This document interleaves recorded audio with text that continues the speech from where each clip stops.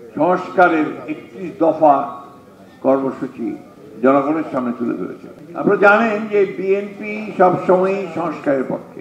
সংস্কার কমিশনের মধ্য দিয়ে রাষ্ট্র কাঠামো পরিবর্তনের অনেকগুলো বিষয় হাতে নিয়েছে।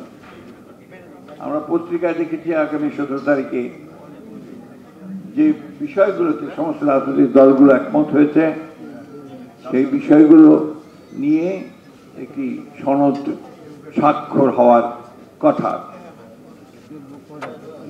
আপনারা জানেন যে বিএনপি সবসময় সংস্কারের পক্ষে।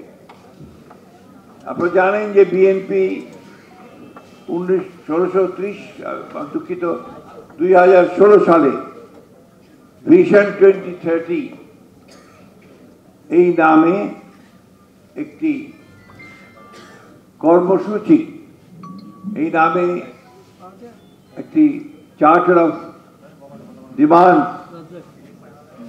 একটি সংস্কারের কর্মসূচি দেশনেত্রী বেগম খালেদা জিয়া জনগণের সামনে উপস্থাপন করেছিলেন। আপনারা জানেন যে এরপরে ফ্যাসিস্ট বিরোধী আন্দোলন চলাকালীন সময়ে বিএনপি যেহেতু উপলব্ধি করেছিল যে চলমান যে তৎকালীন বিদ্যমান যে রাজনৈতিক ব্যবস্থা, সেই ব্যবস্থায় রাষ্ট্র পরিচালনা জনগণের কোনো উপকার হবে না, সেই কারণে বিএনপি অন্যান্য রাজনৈতিক দলগুলোর সঙ্গে আলোচনা করে সংস্কারের 31 দফা কর্মসূচি জনগণের সামনে তুলে ধরেছে। আপনারা সেই সম্পর্কে সবাই জানেন।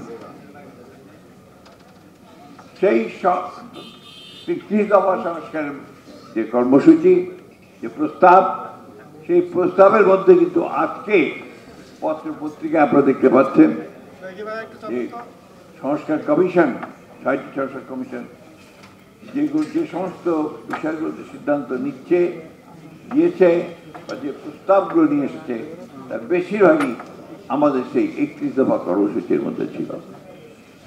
31 দফা কর্মসূচিতে আজকে যারা আয়োজক আছেন, সমমনা জোট, তারাও সমর্থন দিয়েছিলেন, সেই আন্দোলনে তারাও শরীর হয়েছিলেন।